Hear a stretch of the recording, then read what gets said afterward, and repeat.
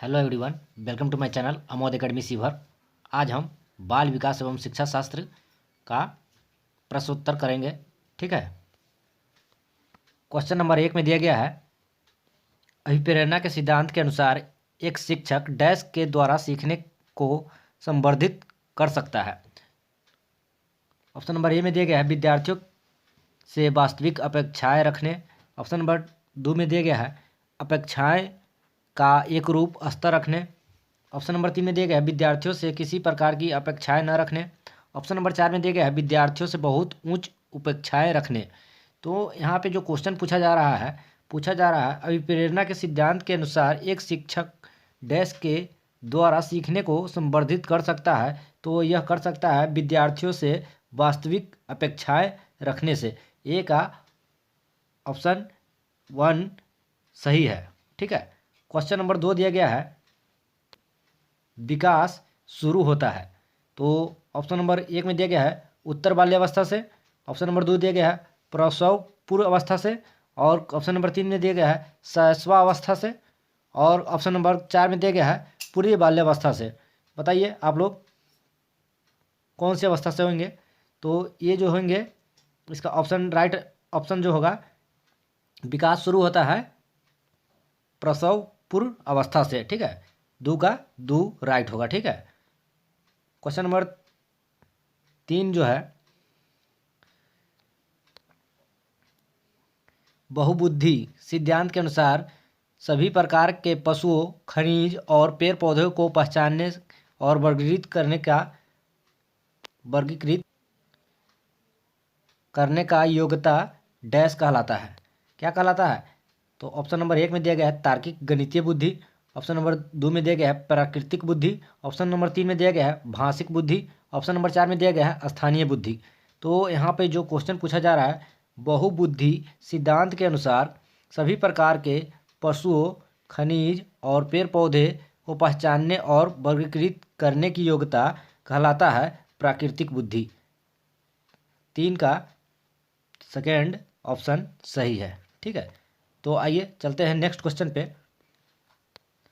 Next question में पूछा गया है, अधिकांश व्यक्तियों की बुद्धि औसत होती है, बहुत कम लोग प्रतिभा संपन्न होते हैं और बहुत कम व्यक्ति मंद बुद्धि के होते हैं। यह कथन डैश के प्रतिस्थापित सिद्धांत पर आधारित है। तो ऑप्शन नंबर 1 में दिया गया है बुद्धि और जातीय विभिन्नताओं। ऑप्शन नंबर 2 में दिया गया है बुद्धि के वितरण।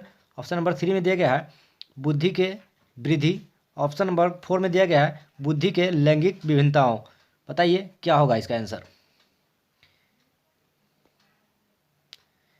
इसका राइट आंसर यह होगा कि अधिकांश व्यक्ति की बुद्धि औसत होती है, बहुत कम लोग प्रतिभा संपन्न होते हैं और बहुत कम लोग मंद बुद्धि के होते हैं। तो यह है बुद्धि के वितरण के द्वारा ये कोई व्यक्ति ज़्यादा प्रतिभा संपन्न होते हैं, कोई मंद बुद्धि के होते हैं, तो कोई औसत बुद्धि के होते हैं। 4 का सेकेंड ऑप्शन राइट है। ठीक है। क्वेश्चन नंबर 5 में दिया गया है, सहयोगी अधिगम में अधिक उम्र के प्रवीण विद्यार्थी छोटे और कम निपुण विद्यार्थी की मदद करते हैं। इससे क्या होता है? ऑप्शन नंबर ए में दिया गया है गहन प्रतियोगिता होती है, उच्च नैतिक विकास होता है। ऑप्शन नंबर 2 में दिया गया है। ऑप्शन नंबर 3 में दिया गया है समूहों में द्वंद्व होता है। ऑप्शन नंबर 4 में दिया गया है उच्च उपलब्धि और आत्मसम्मान विकसित होता है। तो यहाँ पे क्वेश्चन पूछा जा रहा है, सहयोगी अधिगम में अधिक उम्र के प्रवीण विद्यार्थी, ठीक है, छोटे और कम निपुण विद्यार्थी की मदद करते हैं। इससे उच्च उपलब्धि और आत्मसम्मान का विकसित होता है। 5 का 4 ऑप्शन सही है। क्वेश्चन नंबर 6 पूछ रहा है, जब पूर्व का अधिगम नई स्थितियों के सीखने को बिल्कुल प्रभावित नहीं करता है, ठीक है, तो यह कहलाता है, क्या कहलाता है? ऑप्शन नंबर 1 में दिया गया है अधिगम का शून्य स्थानांतरण। ऑप्शन नंबर 2 में दिया गया है अधिगम का निरपेक्ष स्थानांतरण। ऑप्शन नंबर 3 में दिया गया है अधिगम का सकारात्मक स्थानांतरण। ऑप्शन नंबर 4 में दिया गया है अधिगम का नकारात्मक स्थानांतरण। तो यहाँ पे क्वेश्चन जो पूछ रहा था जब पूर्व का अधिगम नई स्थिति के सीखने को बिल्कुल प्रभावित नहीं करता है तो यह कहलाता है अधिगम का शून्य स्थानांतरण। ठीक है, 6 का 1 राइट आंसर है। क्वेश्चन नंबर 7 में दिया गया है चिंतन अनिवार्य रूप से है एक क्या है? संज्ञानात्मक गतिविधि है, मनोगतिक प्रक्रिया है, मनोवैज्ञानिक परिघटना है और भावात्मक व्यवहार है। बताइए क्या होगा? इसका राइट आंसर यह होगा चिंतन अनिवार्य रूप से है क्या? संज्ञानात्मक गतिविधि है। ठीक है। क्वेश्चन नंबर 8 में पूछा जा रहा है एक बाल केंद्रित कक्षा में बच्चों सामान्यतः सीखते हैं। ठीक है। ऑप्शन नंबर ए में है व्यक्तिगत और सामूहिक दोनों रूप से।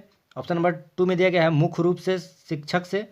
ऑप्शन नंबर 3 में दिया गया है व्यक्तिगत रूप से और ऑप्शन नंबर 4 में दिया गया है समूहों में। तो यहाँ पे जो क्वेश्चन पूछा गया था एक बाल केंद्रित कक्षा में बच्चे समानता सीखते हैं तो व्यक्तिगत और सामूहिक दोनों रूप से सीखते हैं। 8 का ए राइट आंसर है।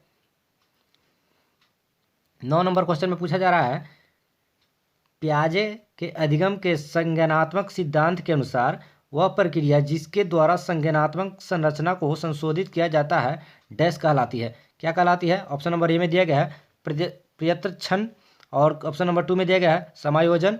ऑप्शन नंबर 3 में दिया गया है समावेशन और ऑप्शन नंबर 4 में दिया गया है स्कीमा। तो यह कहलाता है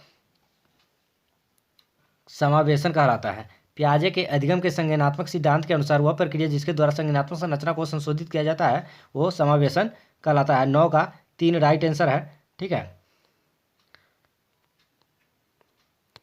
क्वेश्चन नंबर 10 में पूछा जा रहा है एक शिक्षिका अपने शिक्षार्थी की सदैव इस रूप में सहायता करती है कि वह एक विषय के क्षेत्र में प्राप्त ज्ञान को दूसरे विषय क्षेत्र के ज्ञान के साथ जोड़ सके, इससे डैश को बढ़ावा मिलता है। ठीक है। ऑप्शन नंबर 1 में दिया गया है पुनर्बलन। ऑप्शन नंबर 2 में दिया गया है ज्ञान के सह संबंध एवं अंतरण। ठीक है। ऑप्शन नंबर 3 में दिया गया है व्यक्तित्व विभिन्नताओं। ऑप्शन नंबर 4 में दिया गया विद्यार्थियों को स्वायत्तता। तो यहाँ पे एक शिक्षिका जो है अपने शिक्षार्थियों को सदैव इस रूप में सहायता करती है कि वो एक विषय के क्षेत्र से प्राप्त ज्ञान को दूसरे विषय के क्षेत्र ज्ञान से जोड़ सके, तो यह कहलाता है ज्ञान के सहसंबंध एवं अंतरण। 10 का 2 राइट आंसर है। ये हमारे टेलीग्राम ग्रुप का लिंक है, आप हमारे टेलीग्राम ग्रुप लिंक से जुड़ सकते हैं और इसमें प्रतिदिन प्रतियोगिता कराई जाती है प्रत्येक विषय का। ठीक है। क्वेश्चन नंबर 11 में पूछा जा रहा है सृजनात्मकता मुख्य रूप से डैश से संबंधित है। किससे संबंधित है? 1 में दिया गया है मॉडलिंग, 2 में है अनुकरण, 3 में है अभिसारी चिंतन और 4 में है अपसारी चिंतन। तो यहाँ पे सृजनात्मकता मुख्य रूप से किससे संबंधित है? तो ये अपसारी चिंतन से संबंधित है। 11 का 4 राइट आंसर। 12 नंबर क्वेश्चन में पूछा जा रहा है एक विद्यार्थी मेडिकल कॉलेज में दाखिला लेने के लिए कठिन परिश्रम करता है ताकि वह प्रवेश परीक्षा में उत्तीर्ण हो सके। यह विद्यार्थी डैश के रूप में अभिप्रेरित है। तो ऑप्शन नंबर 1 में दिया गया है व्यक्तित्व। ऑप्शन नंबर 2 में दिया गया है अनुभाविक। ऑप्शन नंबर 3 में दिया गया है आंतरिक और ऑप्शन नंबर 4 में दिया गया है बाह्य। तो एक विद्यार्थी मेडिकल कॉलेज में दाखिला लेने के लिए कठिन परिश्रम कर रहा है, काफ़ी मेहनत कर रहा है ताकि वो प्रवेश परीक्षा में उत्तीर्ण हो सके। तो यह आंतरिक रूप से अभिप्रेरित है, तभी जाकर वो कठिन परिश्रम कर रहा है। 12 का 3 राइट आंसर है। ठीक है। क्वेश्चन नंबर 13 व्यवहार का करना पक्ष डैश में आता है। तो ऑप्शन नंबर 1 में दिया गया है सीखने के गतिक क्षेत्र। ऑप्शन नंबर 2 में दिया गया है सीखने के मनोवैज्ञानिक क्षेत्र। ऑप्शन नंबर 3 में दिया गया है सीखने के संज्ञानात्मक क्षेत्र। ऑप्शन नंबर 4 में दिया गया है सीखने के भावात्मक क्षेत्र। तो व्यवहार का करना पक्ष डैश में आता है। तो यह आता है किस में? ये आता है सीखने के संज्ञानात्मक क्षेत्र में। 13 का 3 राइट आंसर। ठीक है। 14 पे आते हैं विज्ञान एवं कला प्रदर्शनियाँ, संगीत एवं नृत्य प्रस्तुतियाँ तथा विद्यालय पत्रिका निकालना डैश के लिए है। किसके लिए है? तो देखिए ऑप्शन नंबर 1 में दिया गया है शिक्षार्थियों को सृजनात्मक मार्ग उपलब्ध कराने। ऑप्शन नंबर 2 में दिया गया है विभिन्न व्यवसायों के लिए विद्यार्थियों को प्रशिक्षित करने के लिए। ऑप्शन नंबर 3 में दिया गया है विद्यालय का नाम रोशन करने के लिए। और ऑप्शन नंबर 4 में दिया गया है अभिभावकों को संतुष्ट करने के लिए। तो यहाँ पे क्वेश्चन एक बार और रिपीट करते हैं। विज्ञान एवं कला प्रदर्शनियाँ, संगीत एवं नृत्य प्रस्तुतियाँ तथा विद्यालय पत्रिका निकालना डैश के लिए है। तो यह है शिक्षार्थियों को सृजनात्मक मार्ग उपलब्ध कराने के लिए। ठीक है, 14 का ए is right answer.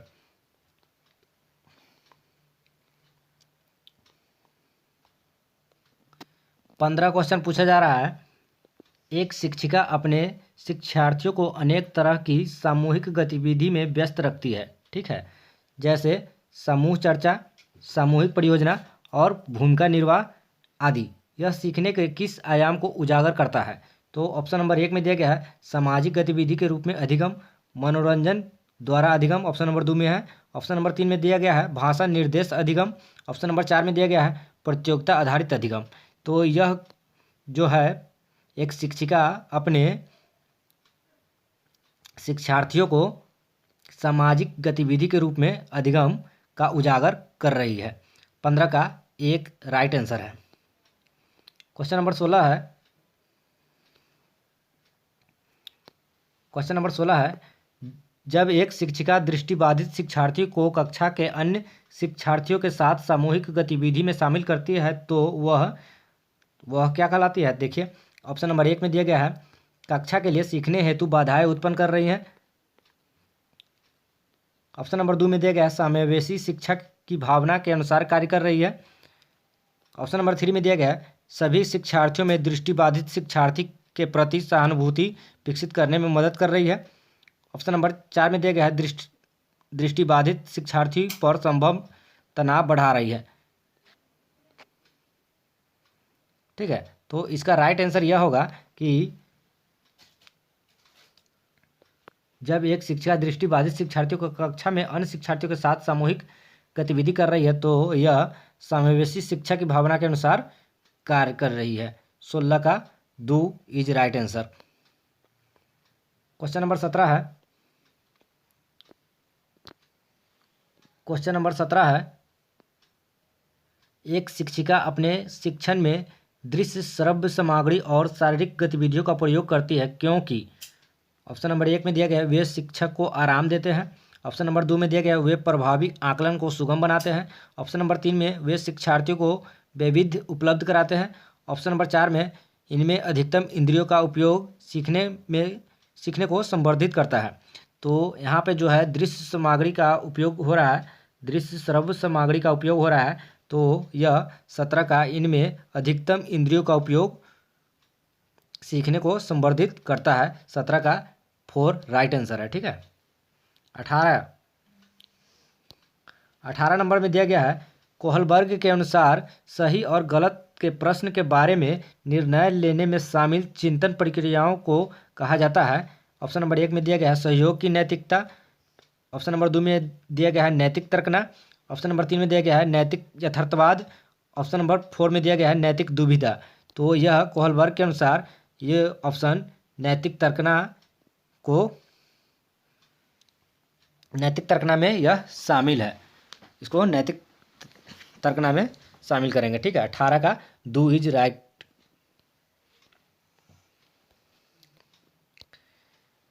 Question number 19 दिया गया है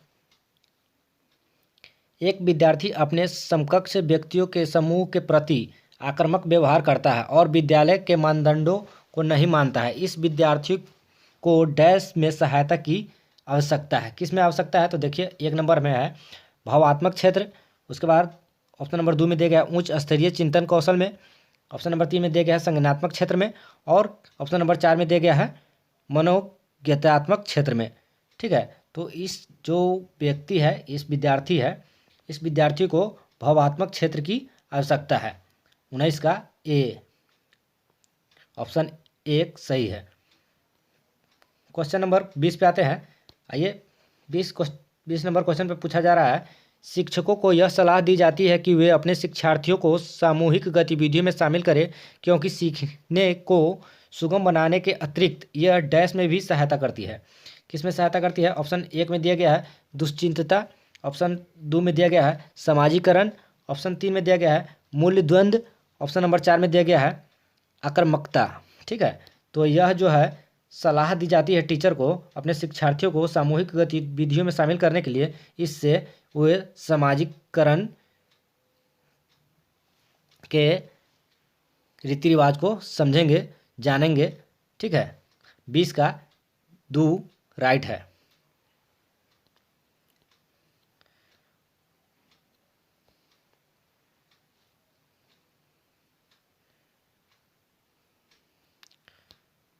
क्वेश्चन नंबर 21 में दिया गया है, समावेशी शिक्षा उसे विद्यालय शिक्षा व्यवस्था की ओर संकेत करती है। ठीक है, क्वेश्चन थोड़ा कट रहा है। हाँ, समावेशी शिक्षा उस विद्यालय शिक्षा व्यवस्था की ओर संकेत करती है। ऑप्शन नंबर 1 में दिया गया है विशेष आवश्यकता वाले बच्चों को विशिष्ट विद्यालयों के माध्यम से शिक्षा देने को प्रोत्साहित करती है। ऑप्शन नंबर 2 में दिया गया है केवल बालिका शिक्षा को बढ़ावा देने की आवश्यकता पर बल देती है। ऑप्शन नंबर 3 में दिया गया है जो सभी निर्योग बच्चों को शामिल करती है। ऑप्शन नंबर 4 में दिया गया है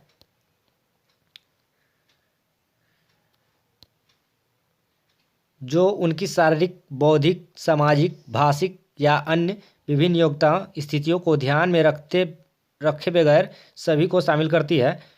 तो कौन सबसे बेस्ट ऑप्शन होगा? तो एक बार क्वेश्चन फिर से रिपीट कर ले। समावेशी शिक्षा उस विद्यालय शिक्षा व्यवस्था की ओर संकेत करती है जिसमें जो उनकी शारीरिक, बौद्धिक, सामाजिक, भाषिक और अन्य विभिन्न योग्यताओं को ध्यान में रखे बगैर सभी बच्चों को शामिल करती है। 21 का 4 राइट आंसर है। ठीक है, 22 नंबर क्वेश्चन में पूछा जा रहा है निम्नलिखित में से कौन सा मुख्य रूप से आनुवंशिकता संबंधी कारक है? तो ऑप्शन नंबर 1 में दिया गया है आंखों का रंग, ऑप्शन नंबर बी में दिया गया है सामाजिक गतिविधियों में भागीदारिता, ऑप्शन नंबर 3 में दिया गया है समकक्ष व्यक्तियों के समूह के प्रति अभिवृत्ति, और ऑप्शन नंबर 4 में दिया गया है चिंतन पैटर्न। तो इस क्वेश्चन का आंसर यह होगा आंखों का रंग, जो आनुवंशिकता संबंधी कारक है। ठीक है, 22 का ए मतलब फर्स्ट सही है, पहला।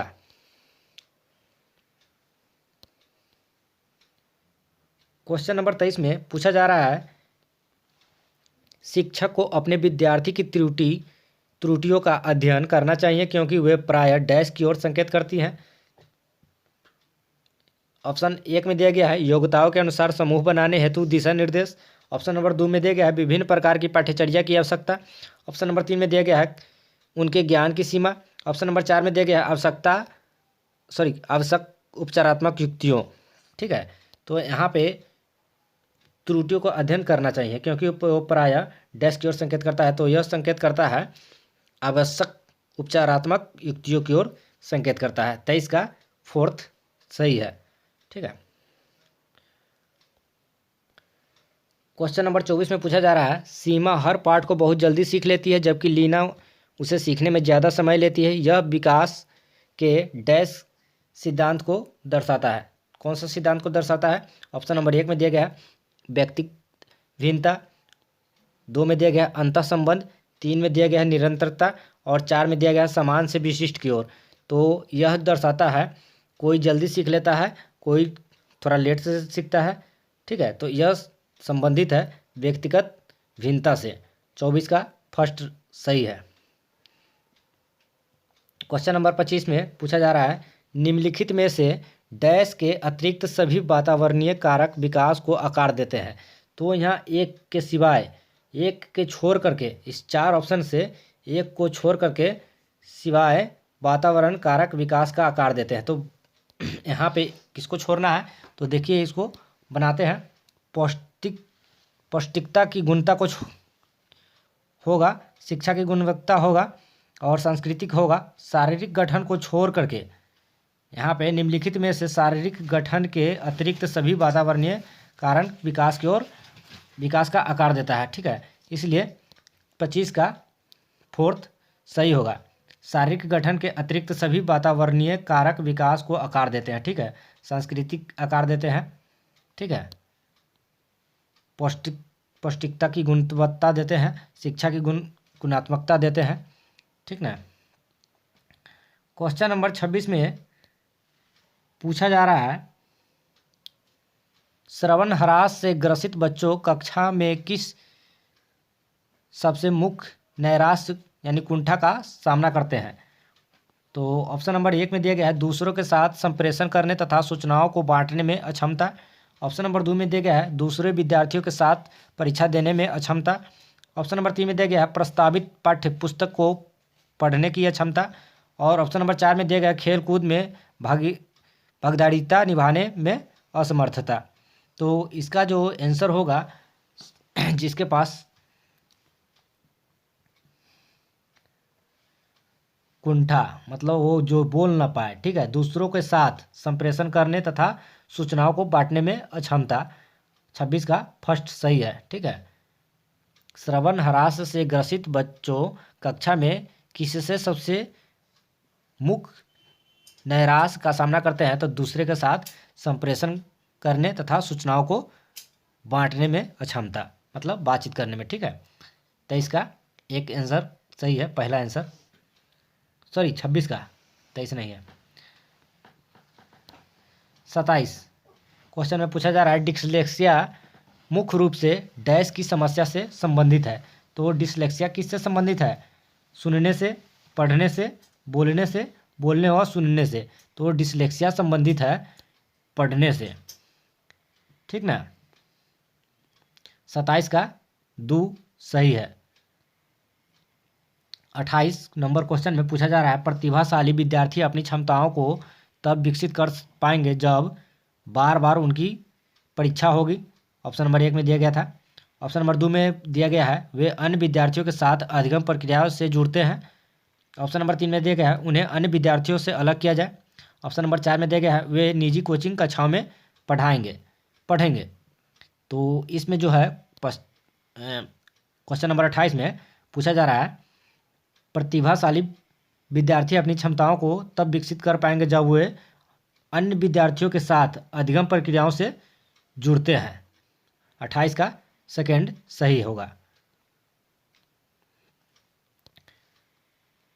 क्वेश्चन नंबर 29 में पूछा जा रहा है एक अच्छी पाठ्य पुस्तक डैश से बचाती है। तो ऑप्शन नंबर 1 में दिया गया है लैंगिक समानता। ऑप्शन नंबर बी में दिया गया है सामाजिक उत्तरदायित्व। ऑप्शन नंबर 3 में दिया गया है लैंगिक पूर्वाग्रह। ऑप्शन नंबर 4 में दिया गया है लैंगिक संवेदनशीलता। तो यहाँ पे देखिए क्या एक अच्छी पाठ्य पुस्तक किससे हमें बचाएंगे? तो ये हमें बचाएंगे लैंगिक पूर्वाग्रह से हमें बचाती है। एक अच्छी पाठ्य पुस्तक की विशेषता यही है। ठीक है, 29 का थर्ड सही है। क्वेश्चन नंबर 30 है पियाजे के अनुसार संज्ञानात्मक विकास के किस चरण पर बच्चा वस्तु अस्थायित्व को प्रदर्शित करता है? तो ऑप्शन नंबर 1 में दिया गया है मूर्त संक्रियात्मक चरण। ऑप्शन नंबर 2 में दिया गया है औपचारिक संक्रियात्मक चरण। ऑप्शन नंबर 3 में दिया गया है संवेदीपरक चरण। ऑप्शन नंबर 4 में दिया गया है पूर्व संक्रियात्मक चरण। तो आप लोग बताइए इस क्वेश्चन का आंसर क्या होगा? पियाजे के अनुसार संज्ञानात्मक विकास के किस चरण पर बच्चा वस्तु अस्थायित्व को प्रदर्शित करता है? तो ये पूर्व संक्रियात्मक चरण पर मतलब में प्रदर्शित करने लगता है। चलिए, देखने के लिए धन्यवाद।